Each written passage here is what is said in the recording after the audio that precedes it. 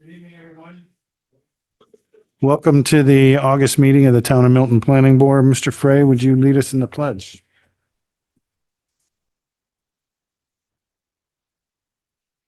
I pledge allegiance to the flag of the United States of America and to the republic for which it stands, one nation, under God, indivisible, with liberty and justice for all.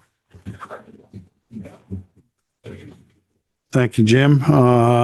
Just to have one announcement regarding the moratorium on solar energy facilities and battery energy storage facilities. As everyone knows, the town board adopted a moratorium in January of this year, and we need to make some progress on how exactly we might change our zoning to address solar arrays, particularly community-based solar energy, and now battery storage. Town board's authorized Delaware Engineering to start working on this, and we expect over the next couple of months, there'll be some meetings to get this underway. Eventually, if there are to be zoning changes, we'll obviously have to come before this board. For now, I expect some initial meetings involving myself, the town planner, the town code officer, and Delaware Engineering to kind of frame out a process as we proceed with that. So more to come on that. Our first order of business this evening is the approval of the July 9th planning board minutes. I'll entertain a motion to approve the July 9th, 2025 meeting minutes of the Milton Planning Board. Also move. Jim Frey, second. I'll second. Sakano. Any discussion or changes to the minutes? There being none, please poll the board. Mr. Marsicano, Yes. Gula, Yes. Ms. Mandanza, Yes. Mr. Fry, Yes. Ms. Marin, Yes. Chairman Barto. Yes. At this point, we'll open the meeting for public comment. Please note that there's no other opportunity for public comment at tonight's meeting. So if you have any comments on any matter before this board, now's your opportunity to comment. We continue to have both virtual and in-person opportunities for comments. So I'd ask if you're Zooming with us and want to make a comment, please use the hand wave feature. Also, if you can limit your comments to 3 minutes for commenters and try to avoid redundant comments. If you have written comments, please summarize them. And if you'd like to leave a copy with us, we'll share them with all the board. I'll open the public comment period at 7:02 p.m. Is there anybody that would like to address the board at this time? Anybody online? No hands. Okay, there being no one online or anything, I will close the public comment period at 7:03 p.m. Okay, as you know, the town board has referred the draft comprehensive plan to us for our review and comment. The town board has indicated that it will schedule its public hearing on the draft plan in October, so we may have a little more time than the traditional 30 days to review and offer our comments. That obviously will take an action of the town board to extend our review, but we're working on that. So a schedule I'd like to see us follow for comments for now would be tonight, August 13th, at the planning board meeting. Let's initially discuss plan substance and as appropriate, set these timeframes in for our review. And any questions you have, myself or Sophia can try to answer them. On August 27th is the town board meeting. And they will acknowledge that our desire to have the comment period extended a little bit further. So we'll get some additional time to do that. I'd like to ask that if you have comments that you'd like to submit with a memo from me, that you get them to me by September 3rd. And then our September 10th board meeting, we'll carry out any final discussion and draft those final comments to go in and formally submit them to the town board. Any planning board member, if they have individual comments that they want to send to the town board, that you certainly can do that as well. But I'd like to see if we can't get a collective one. So for this evening, I'd like to hear any initial questions or thoughts that people have on the draft plan, if you've had a chance to look at it. I've got one. I'm just curious how this plan is invoked. Like, is there something in the code that says to look at this plan or? So once adopted by the town board, depending on the means by which they adopt it, but I think their intention is to adopt it by 272A of the town law, which then makes the comprehensive plan binding on the land use regulatory process as well as the decision-making process that there. So the planning board is supposed to make its decision reflective of what's contained in that plan. So they've done that the past two times. They've adopted the comprehensive plan. I would assume they're going to do that again. But either way, you know, planning board decisions, town board decisions as they relate to it, even the ZBA's decisions are to take into consideration the comprehensive plan of the town.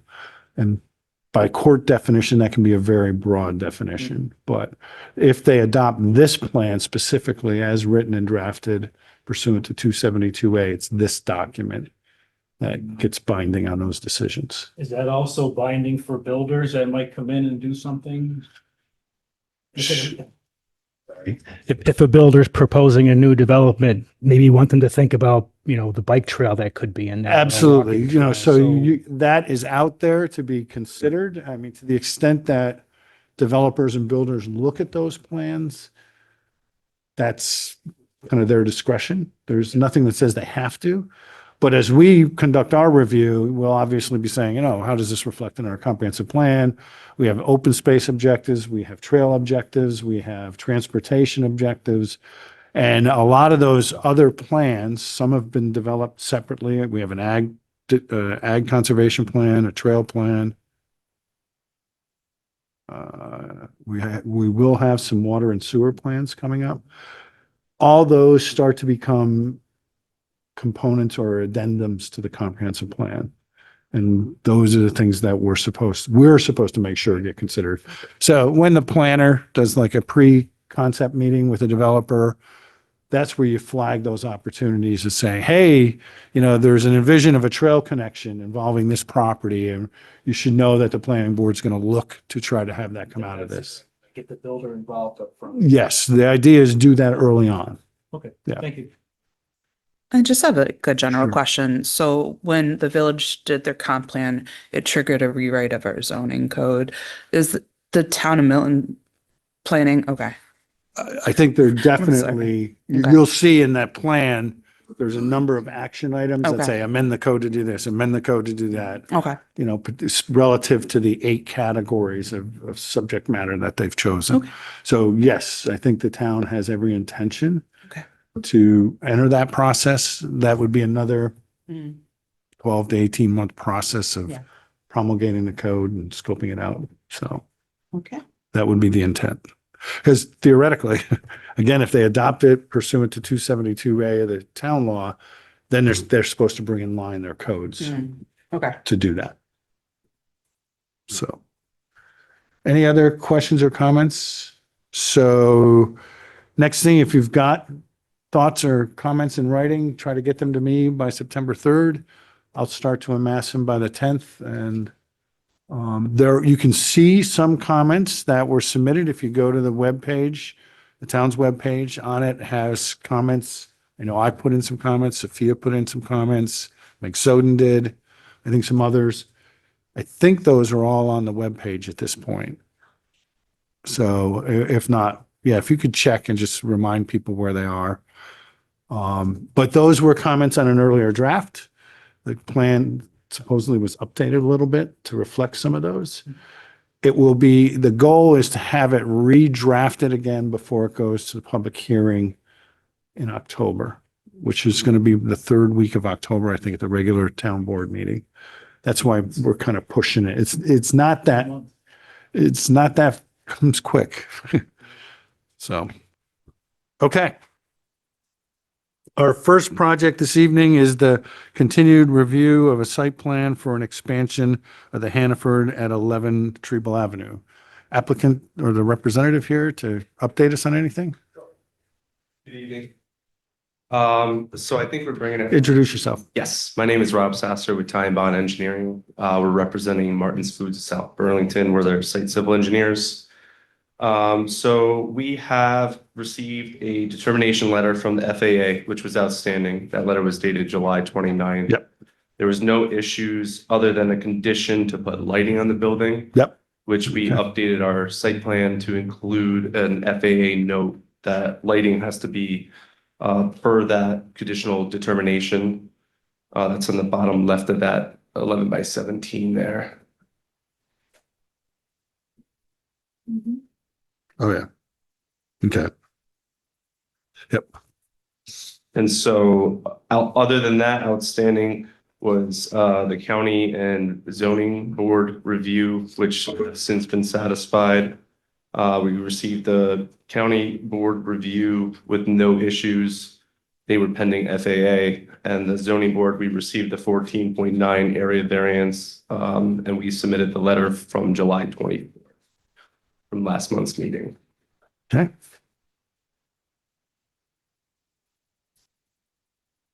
Okay.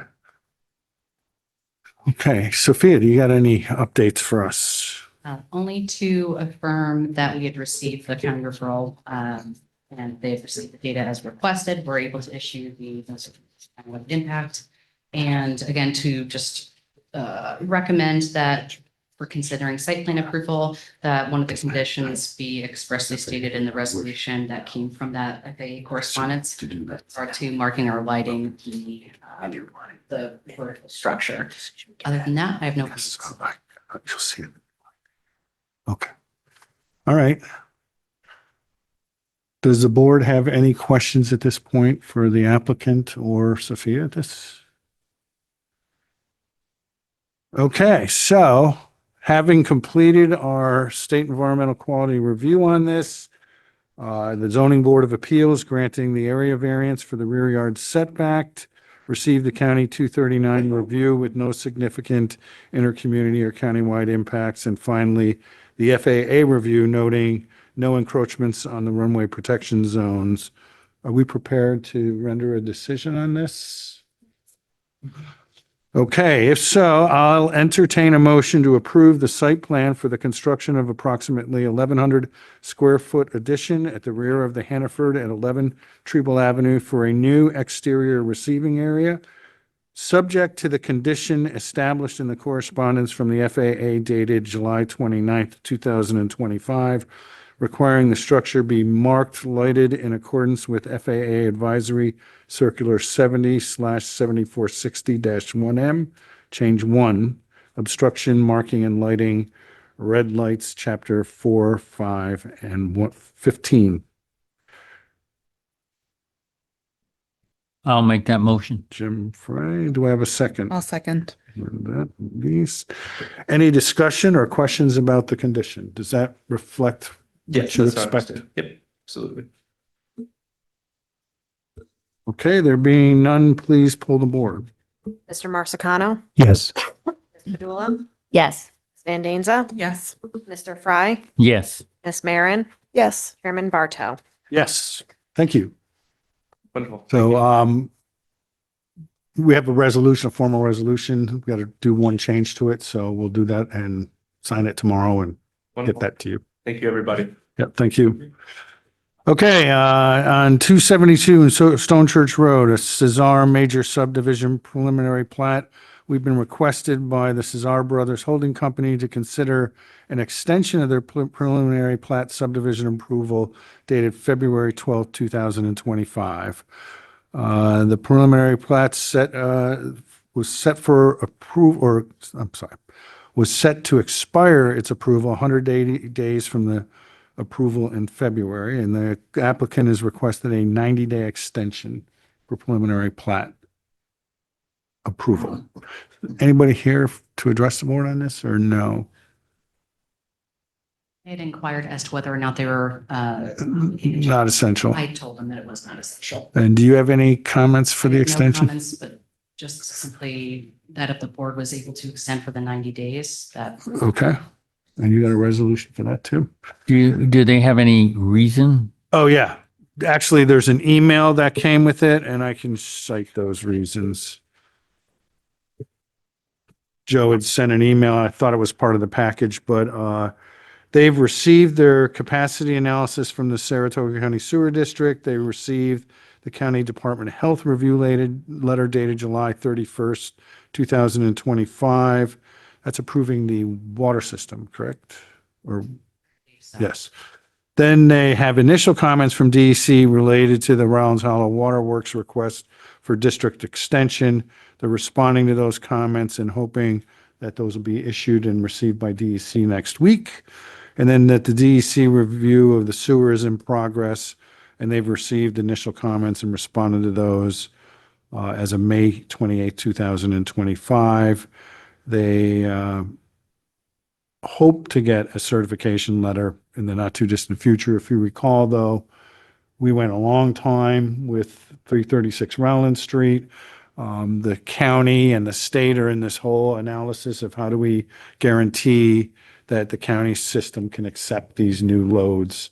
And there's a modeling process that's underway. Supposedly, the logjam of projects has been freed up. We got 336 Rowland moved.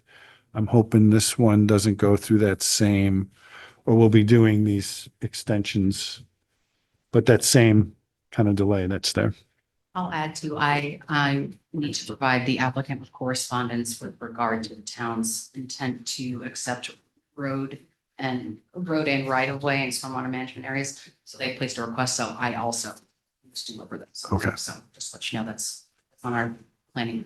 And that actually has to be part of the final plat submission, correct? Which is still yet to come to us. We're going to have to do a final plat with an engineering report and all those dedications in place. So that's where that was. Okay. If the board agrees, I'll entertain a motion to grant a preliminary plat extension for the Cisar Brother Holding Company plat subject to the same conditions as outlined in the original preliminary plat approval granted February 12th, 2025. The extension running to, I have November 12th, 2000, or do you have? 10. November 10? Okay. However we count the days. November 10, 2025. Just want to check one thing. Is that after our meeting in case they need another extension? I think they may have to return to request an extension in October in advance of their expiration. That's true because we would not meet until the 12th. Is there any way? Can we make it to the 12th? And that way we don't run into a quagmire. If they think they're going to get it, and all of a sudden last minute say, whoops, DEC didn't get us the letter. Then I'm going to change that back to November 12th. That's okay. I'll make the motion too. So. Bernadette and Dietz. Okay, do I have a second? Any discussion? There being none, please pull the board. Mr. Marsicano, Yes. Ms. Padula, Yes. Ms. Van Danza, Yes. Mr. Fry, Yes. Ms. Marin. Yes. Chairman Bartow. Yes.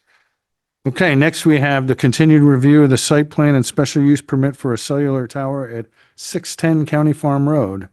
As the applicant, yes, the representative is here. Representatives are here. Good evening. My name is Julia Monahan and I'm with the Law Office of Young Summer and we serve as regional counsel for the applicant. And with me is Sarah Coleman, who's also a representative of the applicant. We were before this board starting in November of 2024 for site plan and special use permit review. And that was approved in March. Yes, March of 2015. We now are proposing a minor site plan review to change the location of the tower that's being proposed on the site. We did a wetland review and it was determined that the site had wetlands in only portions. And so we are now proposing to shift the location of the tower from one side of the driveway to the other side of the driveway to avoid those wetlands. And I believe we have a mock-up of that or the construction plans. You have a site plan amendment for that, the site yes. plan, if the board wanted to review that, but it's really just shifting the location from one side of the driveway to the other. Everything else will remain exactly the same.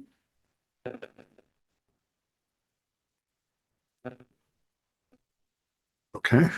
Is this the driveway that was going to end up right? Well, we moved the driveway in the original approval that, because it was going to be right in front of that Right. person's house, and they moved it so it straddled the property line. So this But is the, the the tower correct, location was going to be the same. They just kind of swung the driveway is slightly different. Now what they're saying is the tower, which had been on the right side or eastern side of the driveway, might encroach some wetlands, so they wanted to flip it to the left side. So the tower is moving, but the driveway itself and what we were concerned about in terms of the visual. and it's the same driveway. It's we've the been same talking location of the driveway, just where about. The new driveway.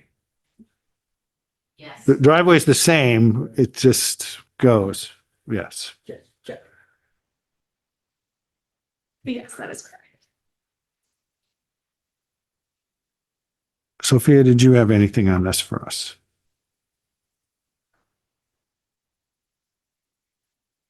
Thank you.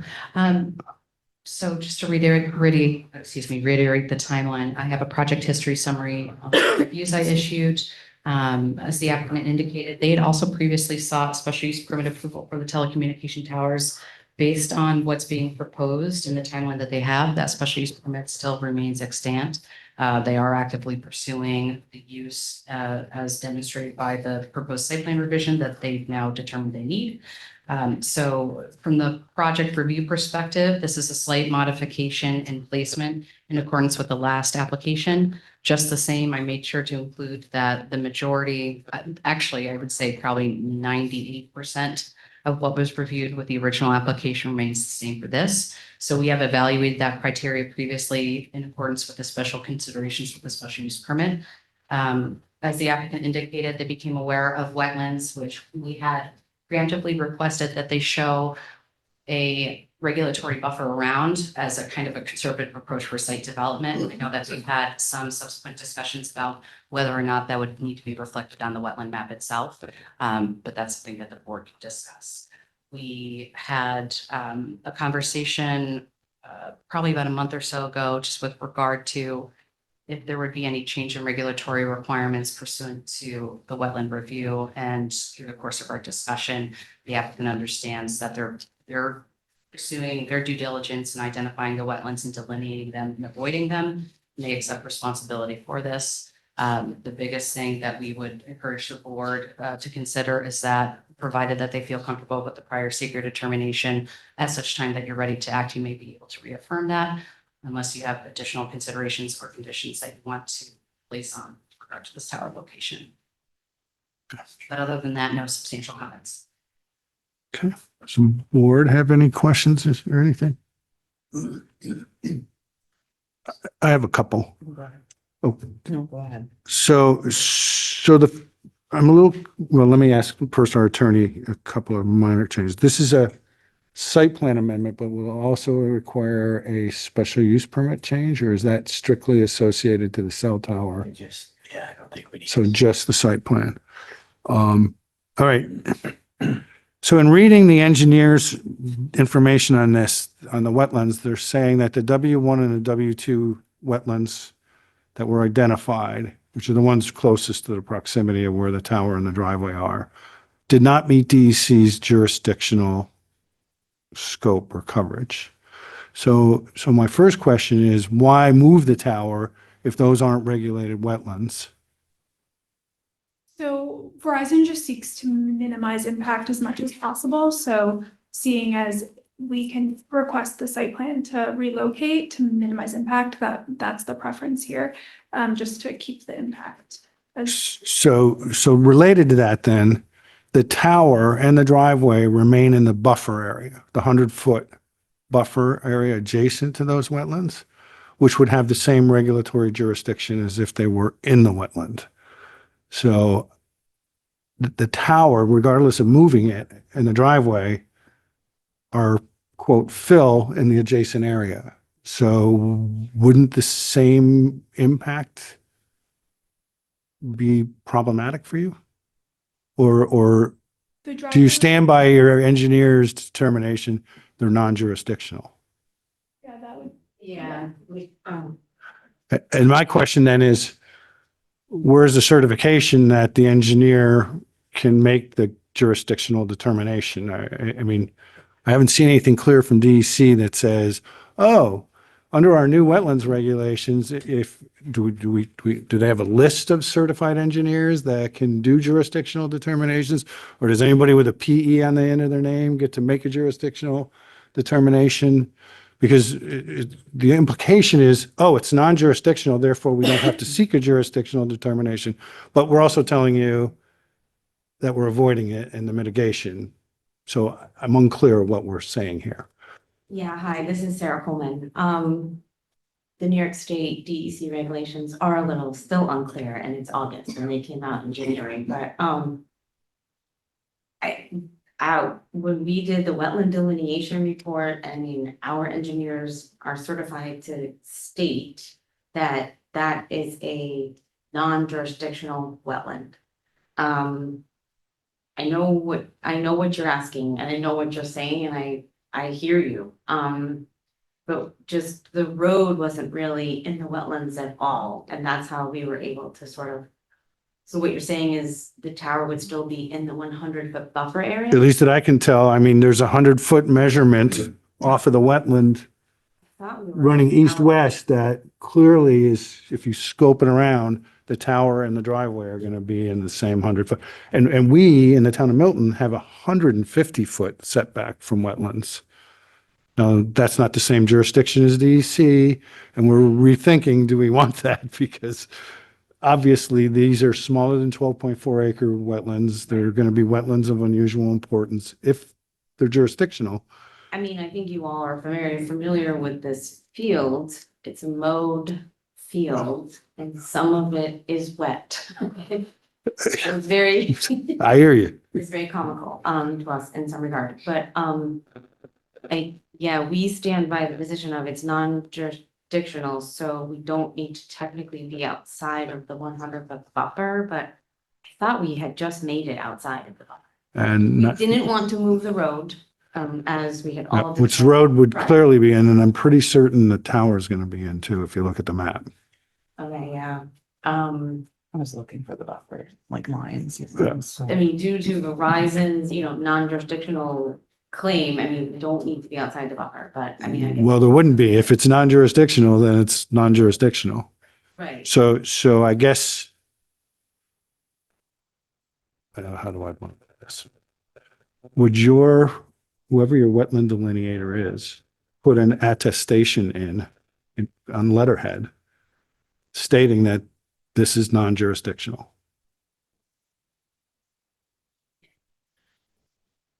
the wetland delineation report. I was just gonna say, so in our discussions, we'd received the report and had email correspondence to that similar nature, but I think you're requesting I'd like it on letterhead. that's. I want to, I mean,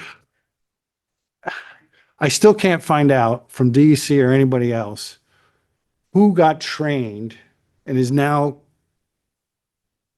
granted permission to make particularly jurisdictional determinations. I can see a wetland classification or delineation, but to make a jurisdictional determination, I would question whether DEC can delegate that. That's their, under the new statute, that's their responsibility. I get it's a bureaucratic nightmare because of what they've done, but we don't have a list of certified wetland biologists or engineers. We can't go to DEC's website and say, does Jane Doe have the certification and been trained and approved by DEC to make jurisdictional determinations? So in the absence of that, I'd be looking for something on your letterhead that says Jane Doe, certified wetland delineator, jurisdictional determinator, blah, blah, blah, has provided this report, and we believe these wetlands to be, we certify that these wetlands are non-jurisdictional. Yeah, so we can definitely make that request. I do believe it was listed in the wetland delineation report, but we can definitely make the request to make that separate. I think it would be a great piece of correspondence to have to commemorate the series of conversations that I'd had with the wetland delineation specialist, who had indicated the criteria they went through, because I had had questions as well. So the nature of that discussion yielded some of those findings of fact that I think would be great to have in our record for that decision.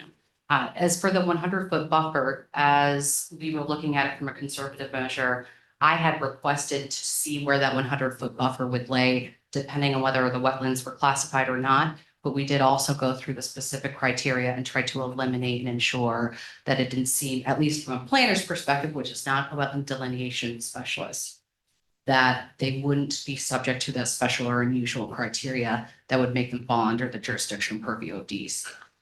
But because we're in this kind of limbo state, the applicant acknowledges the fact that they're obligated to follow and pursue due diligence with DC to get the JD. The DC regulations kind of expressly put that onus on the applicant, which we are, I think, in our responsibility ensuring happens.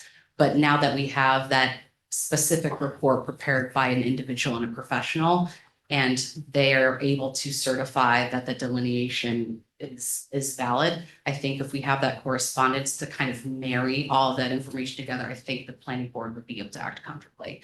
But I think it was just part of the process of trying to establish the degree to which DC would need to be involved based on whether or not they had provided a delineation or they were awaiting delineation. But as we well know, DC has this path forward for folks to be able to pursue private delineations that DC can also accept. So we're all, I think, trying to navigate this to establish a clear and comprehensive review. It's not very linear. I think a piece of correspondence that kind of commemorates that will help. Yeah, in the absence of a direct jurisdictional determination from DC, I'd like that letter that says, I'm qualified or I'm authorized or whatever. We've done it and we find this non-jurisdictional. Unless in the meantime, DEC concurs with the analysis and says, we agree. I don't know that they've even asked for a JD. Okay. I don't know.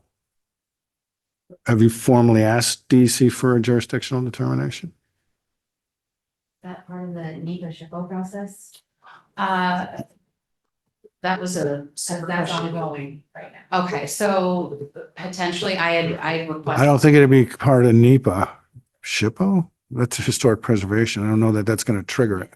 No, this is a weird one under the new regs is who can make jurisdictional determinations. And if you read the statute, I think, I'm not a lawyer, but it's pretty clear. You're right, John. The way it reads is DEC is authorizing certain professionals Right. who get proper training and who DEC are comfortable with to make these. But at the end of the day, the regional office is supposed to confirm that designation, which may be desktop, may Could not be.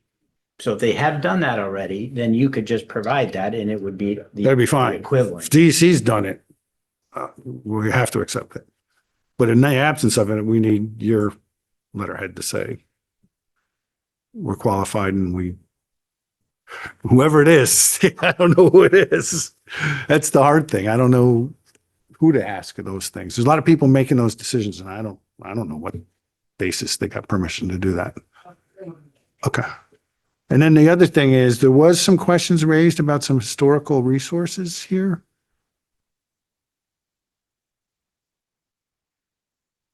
I had received like an auto prompt with regard to an inquiry on that. I did have a question just as to why that had come across, given that our prior secret determination had eliminated that as a potential source on site.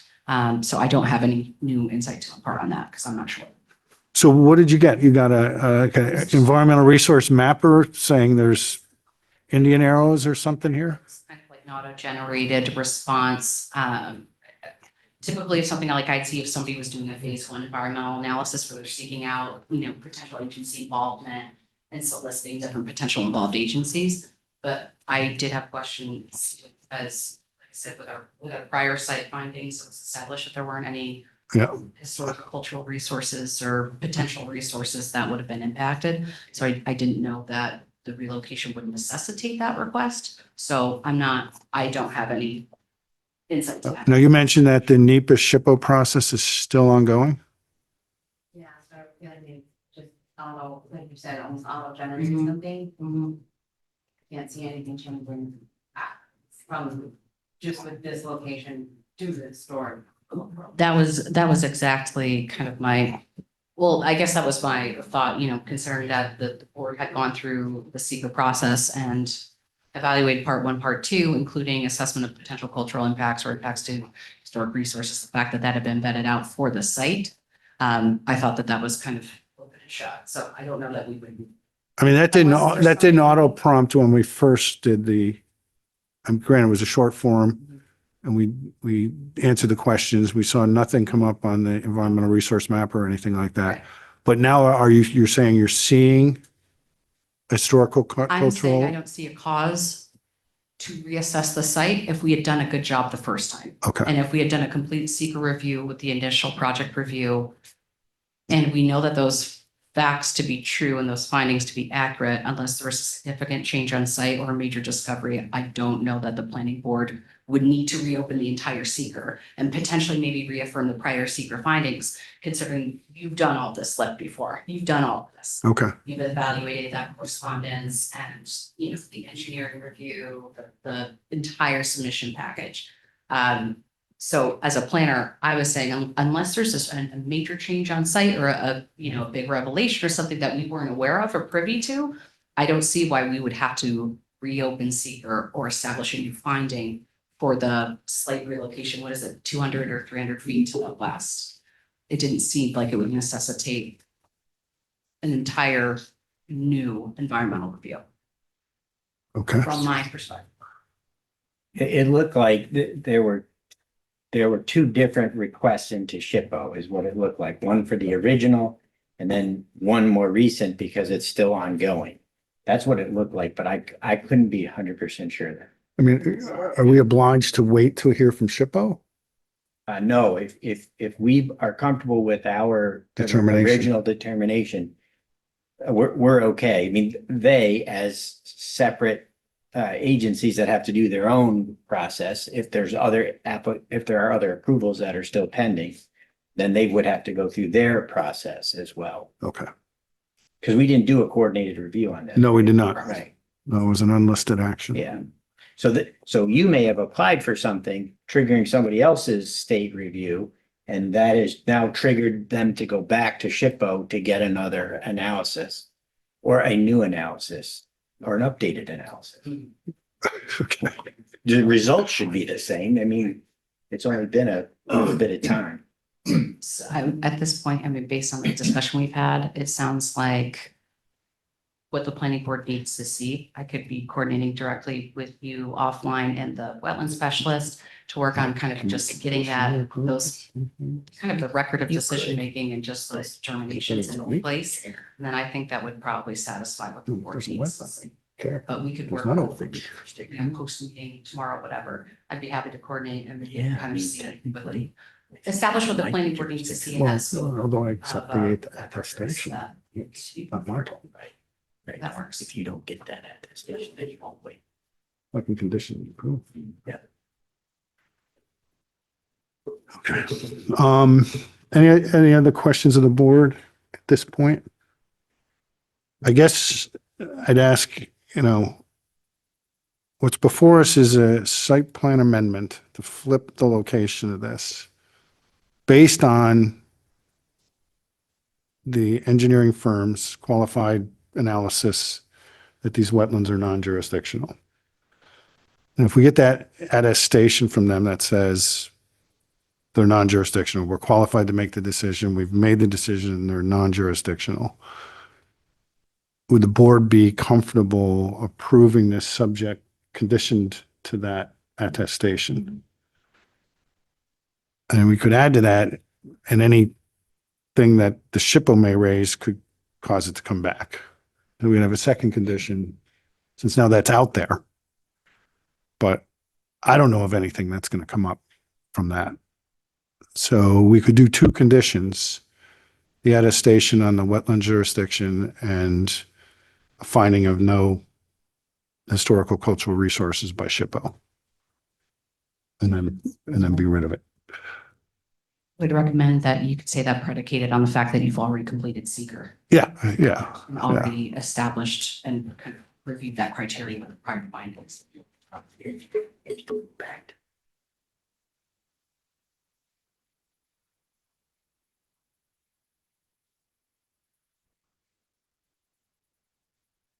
All right, well, let's do this, since the question is just really on the wetlands.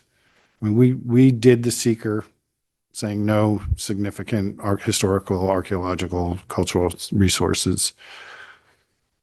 I don't necessarily want to change our mind on that. We've done that. But the question is out there on the wetlands, since they were new. We didn't know about them when we did our first analysis. We've got your qualified statement, but I'd like to get that attestation. So the one condition would be on getting the wetlands attestation on letterhead from the firm saying they're non-jurisdictional. We're qualified and they're non-jurisdictional. Sound good? Okay, in which case I'll entertain a motion to approve a site plan amendment. Do we have a current map date? Does anybody have the date on here when it was amended? Hold on, let me see if I can find it. 6/6/20. Is it 6/6/25? Is that what you're reading? 6/30/25 on that map? Okay. So based on the site plan map dated 6/30/25, subject to the one condition of an wetlands qualification for determination as well as jurisdictional determination that they are not subject to DEC's jurisdiction. Sound right? And you can draft that up with that? Yeah. Pardon me. Okay, so with that, I'll entertain that motion. I'll make the motion. Do I have a second? I'll second. Any further discussion or questions? You're all clear on what we need? Yes. And Glenn and I will get a resolution written to you tomorrow. That Mr. Marsicano, Yes. Ms. Padula, Yes. Ms. Van Danza, Yes. Mr. Fry, Ms. Marin, Yes. Chairman Barto. Yes. Okay. No. That was my resolution. That's it. Okay. All right. You good? Thank you. Finally, this evening, we have a new application for a minor subdivision at 1137 Good Road. Before we get into the project, I will entertain a motion for the Town of Milton Planning Board to classify this action as an unlisted action pursuant to the State Environmental Quality Review Act and establish the planning board as lead agency. I have a motion. I'll make the motion. Do I have a second? I'll second. Any discussion? Being no discussion, please pull the board. Mr. Marsicano, Yes. Padula, Yes. Ms. Van Danza, Yes. Mr. Fry, Yes. Ms. Marin, Yes. Chairman Barto. Yes. Okay. Please introduce yourself. Hi, good evening. My name is Pat Rose with Ben Gilder Land Surveyors. I'm here tonight on behalf of the owner of 1137 Good Road to request a 2-lot subdivision. The property is 19.72 acres and is located in an R2 rural district. Will be served with well and septic. Lot number 1 will contain the house, barn, and the shed, and is 12.06 acres.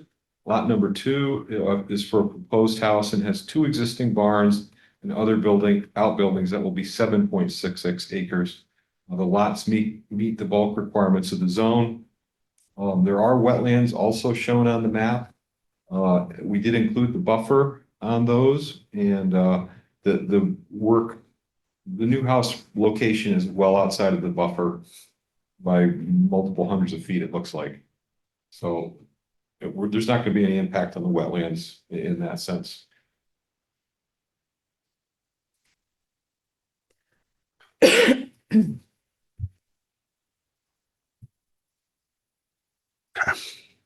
Ms. Marusin. Thank you. So this proposed minor subdivision was indicated by our presenter here.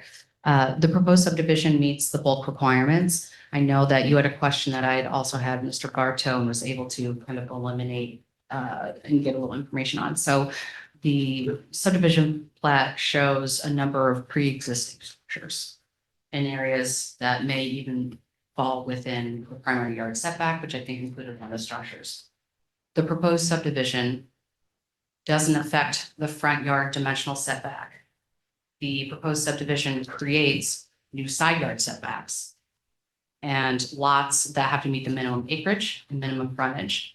But the establishment of that shared property boundary doesn't exacerbate or disturb a pre-existing condition. So the structure that falls within the 150-foot front yard setback is basically established as a pre-existing structure that doesn't necessitate some kind of a corrective or retroactive variance. The lot number 1, I did identify that there was a barn that was about 30 feet from the shared property line. In this particular area, the side yard setbacks are 50 feet. Based on the size of the structure, and this is something that I was able to confirm in accordance with the building department, because that structure falls under 750 square feet, it actually isn't subject to the full 50 side yard setback, and it can actually be closer to the property line. I think to the effect of 10 or 15 feet. I can get a detail on that, but again, just to indicate the structure that is that falls within that 50-foot side yard setback area doesn't actually create a conflict based on its size and its limited nature. The rest of the subdivision, I think, is kind of plain. We know that we've got the Gordon Creek area that's on the southwestern area of the parcel. We've got the stream buffer overlay that extends into that area. As Pat had indicated, wetlands were identified on site with a kind of a conservative approach to establish those buffers in and around those areas. And at this point, I guess I would you've already established lead agency and gone for an unlisted action determination. The project does not meet the criteria for county referral. So just to note that the county planning board would not be issuing a determination of this project.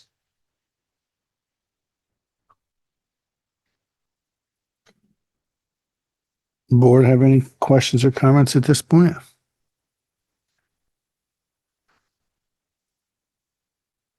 I have a couple. On lot 1, which is where the pre-existing residence is, correct? Yeah. The applicant's well aware that virtually almost the entire building envelope is within a wetland or a buffer area that's going to have potentially significant impact on any future use or changes. Right, but it would be whether we did the subdivision or not. Correct. Yeah, so we're not Correct. change anything in that sense. No, but the only thing I would ask is if you could indicate on there where the septic system is for the The existing existing, okay. residents there, Yeah, sometimes they're not easy to locate because it's existing. to the best you can, if you could somehow Okay. give us that sense. Just, I mean, if it were further away from the wetland, that's always going to be, but you'll see in the new standards, there's a lot there. The only other thing I had was on lot 2, the reference to this wood frame. So this is a structure within the 150-foot setback where the asphalt driveway comes in. That wood frame has a well. Is that an existing residence? I don't believe it is, but I'm not 100% sure. If I may, I think excuse me. I believe that those are affiliated with the equestrian operations on site. So I would maybe dangerously assume that that well might be to actually provide water to the horses and equine uses on site. And I believe that that was indicated in order to support that the proposed location of the septic would meet the minimum separation distance that would be affiliated with the new proposed house. Then I just clarified that wood frame be further explained, like if it's a wood frame barn, if it's a wood frame, that it's a non-habitable structure. Okay. Because if you already got an existing residence on it, you've got a pre-existing non-conforming residence and you probably can't create another residence. Okay. And then with respect to the proposed house, I see you put the proposed septic in, it would be worth noting where's the proposed well going to be. Okay. Because you got a lot of barns, crushed stone. I don't know what the code says about having a well right adjacent to a barn where animals are kept.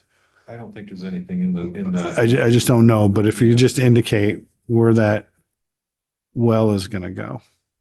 Okay. Or ideally is gonna go.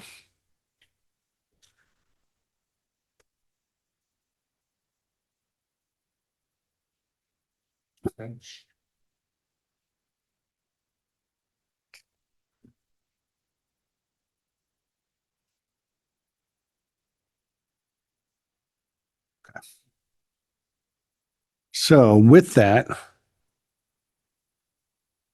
do we want to do our environmental impact assessment?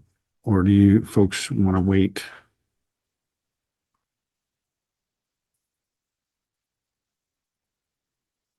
Are folks comfortable? Okay, so we're going to do an SEAF. Did you submit us an SEAF? You did part 1. I did. We've got to do a part 2 and 3. Just save this before I go marking it up.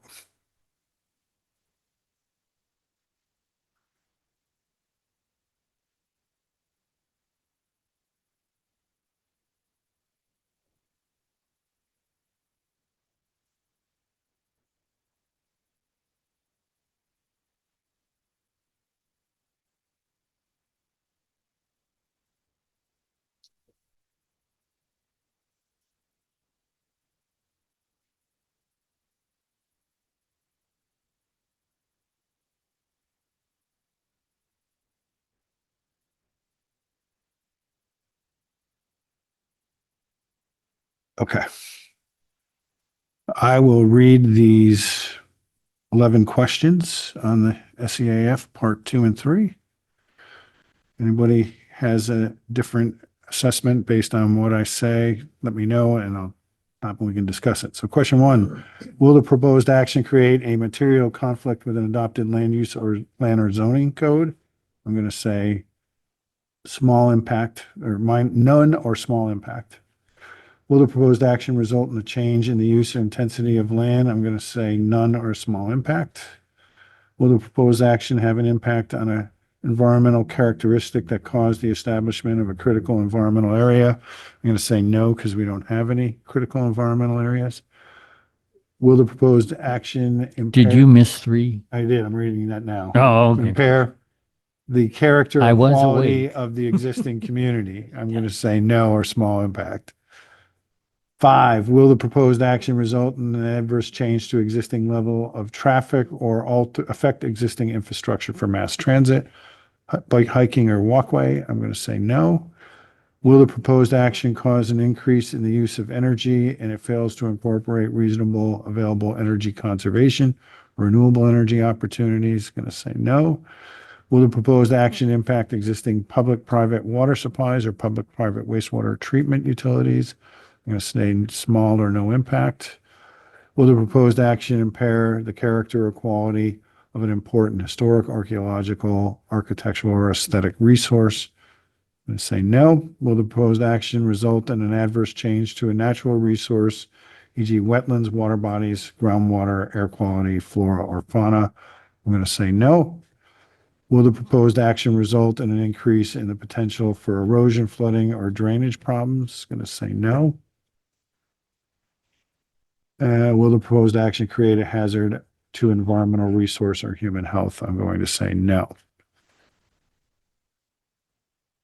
Having found no significant impacts that are there, I'm going to ask for a motion to authorize the chair of the planning board to indicate that, read this correctly,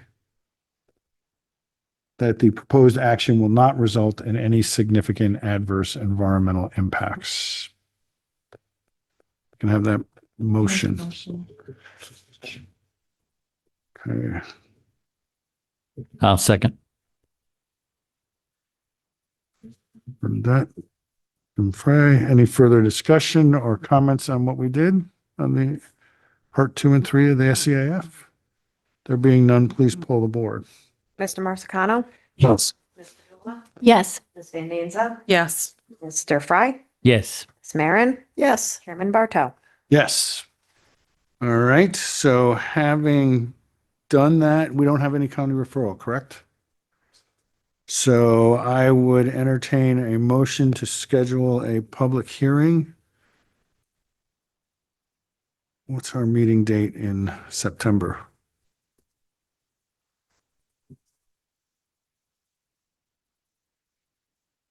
Tenth.